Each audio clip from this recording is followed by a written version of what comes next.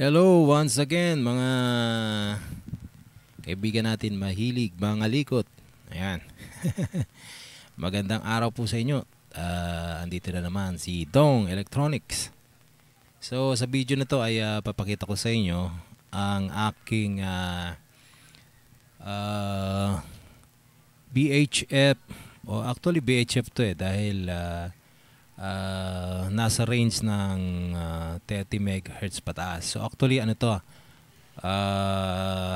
FM transmitter. Kaya lang ito ay BFO. So ibig sabihin ng BFO is variable frequency oscillator. Ito ay oscillator BCO pero nababari yung frequency. Pwede natin baguhin yung frequency niya. Pwede natin i-strip yung FM band from 88 to 108. Actually, lagpas pa nga no? So, ito, medyo wala siyang, ano ngayon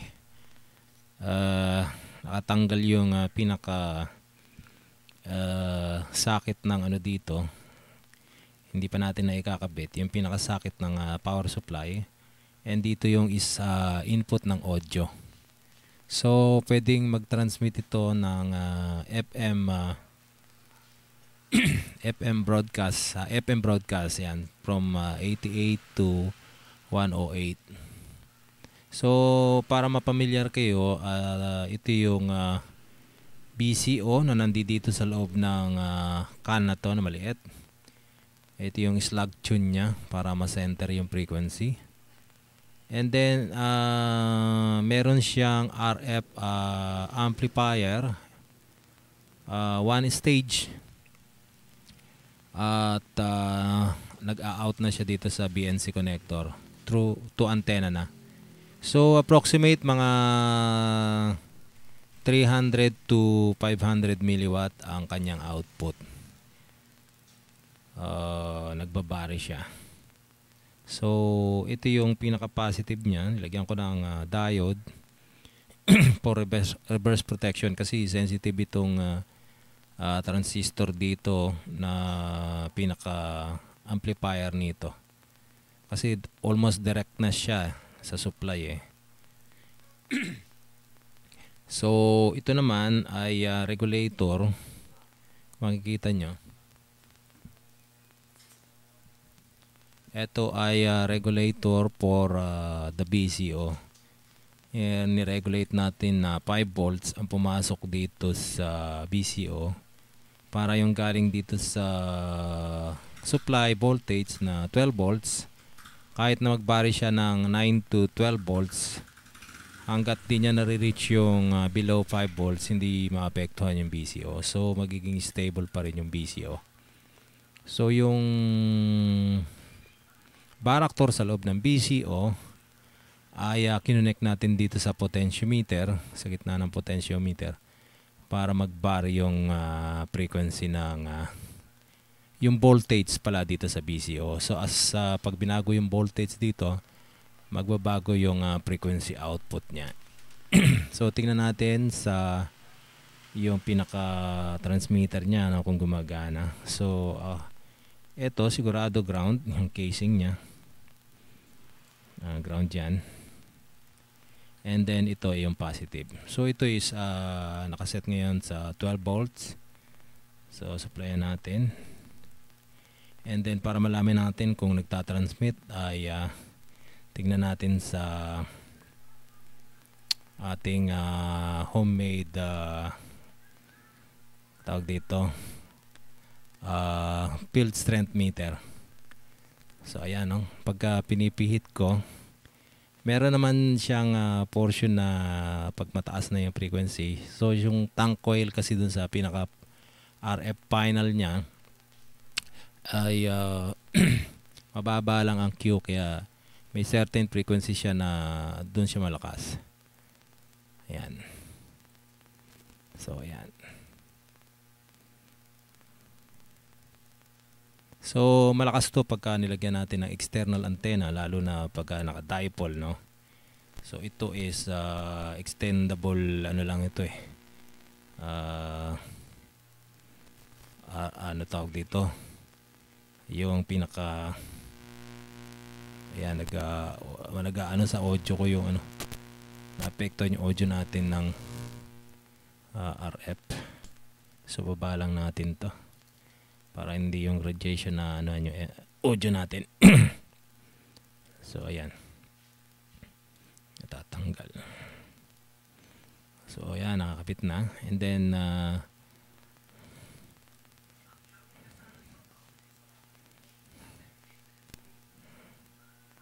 okay, so ayan. So tingnan natin sa spectrum analyzer yung pinaka-frequency graph niya para makita natin yung range niya. So itong ating Tiny SA ay para ma-detect niya yung frequency. Set natin yung frequency niya from ang start is 80 megahertz.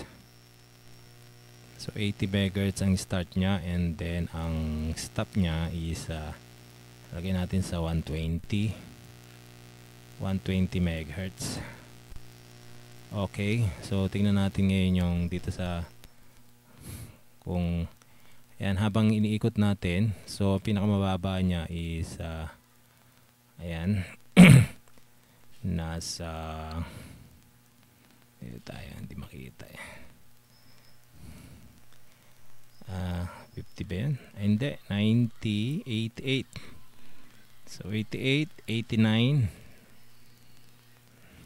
Okay, so 88 megahertz, and then pagka tinaas natin, yan, makikita nyo na nagbabari rin yung output ano niya, frequency niya. So medyo wide siya, no, hanggang 110. So 110 yung pinakasagad niya. So ang maximum niya is 88 to 110 megahertz. So hindi ko na nilagyan ng antenna tong Tiny SA ko kasi masyado naman malapit yung transmitter na to para dito sa receiver. So ayan, marireceive niya na yan. Katulad niya, nare-receive niya na.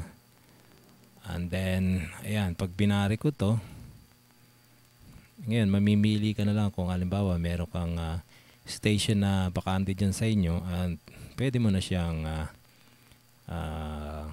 iset. So very stable naman kung titignan mo yung frequency, no? Titignan natin, lagay natin sa halimbawa 100 100 megahertz, 100.01. Tingnan mo naman yung stability ng frequency niya, no? So 100 no? 0.01 lang ang galaw niya. So very stable yung galawin niya. So pag kinuha kong 101, ayan, 101 o 98, 99, ayan, konting galaw lang. So ayan, 101 megahertz. So very stable yung frequency niya. Ayan, 101 point. So ganyan lang siya. So kung lalagyan mo ng external antenna to, malayo-layo rin ang mararating nito, no? Broadcast. So dito lang pwede ka nang mag-broadcast ng FM. Yun nga lang, kailangan mo ng stereo encoder kung gusto mo ng stereo broadcast, no? I-input mo lang dito kasi mono lang naman ito, ano? Carrier lang to. Yun. And then pwede ka mag-input ng stereo encoder para makapag-transmit siya ng stereo. So ayan. So pwede kang maglaro-laro o maghanap ng station na bakante. Pwede mo siyang doon ka tatransmit doon sa vacant na vacant na walang station na pumapasok. So walang antena yan, no? So walang antena dito kaya mahina yung hindi na natin kailangan lagyan ng antena kasi masyado nang malakas yung output nito. So 500 or 300 milliwatt, masyado na malapit para dito sa Tiny SA. So para hindi ma-overload tong ating Tiny SA ay hindi na natin lalagyan ng antena. So ayan, napipick up naman, no? So makikita natin yung frequency niya. Ayan. Habang iniikot ko, pwede mo siyang hanapan ng band. Alright. So kung meron kang dipole antenna, pwede mo siyang palitan. Kasi ano naman to, BNC connector. Tanggalin natin yung power kasi nagtatransmit siya.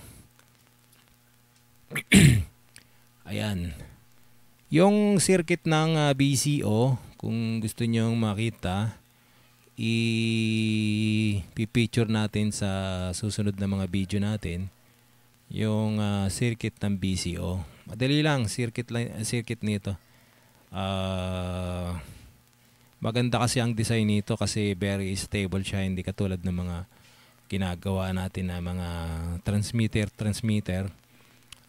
Meron yung tinatawag na proximity effect. Pag ginawakan mo, nagbabago. Pero ito, dahil sa shielded siya at saka regulated yung supply niya, is very stable ang frequency niya.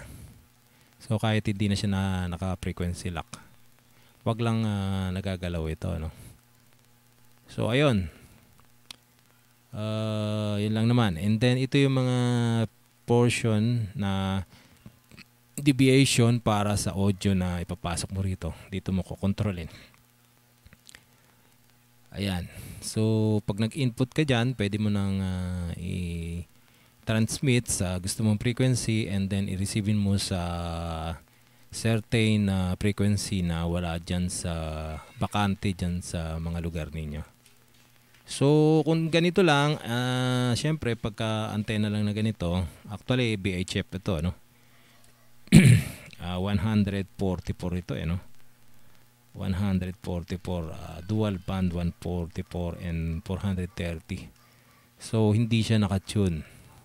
So kung gusto mo ng malakas, syempre gagawa ka ng antena na suitable para dito. Yung naka-tune para dito sa FM broadcast. So yun lang, at sana nagustuhan niyo tong ating video sa sa ating actually laruan lang naman to, no? For fun. At yun. So sana nag-enjoy kayo sa video na to. Like, share, and subscribe sa ating pong channel. Maraming salamat po sa inyong panonood at magandang araw.